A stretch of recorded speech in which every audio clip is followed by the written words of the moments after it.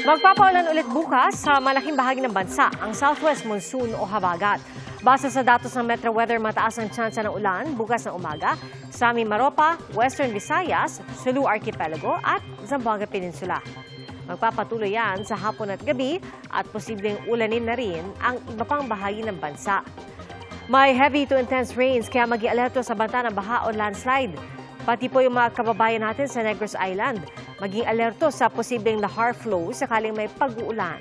Gaya po kanina hapon at gabi, posible rin ang pag-ulan sa Metro Manila bukas.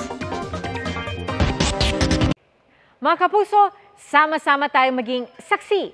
Mag-subscribe sa GMA Integrated News sa YouTube at para sa mga kapuso abroad, samahan niyo kami sa GMA Pinoy TV at sa www.gmanews.tv.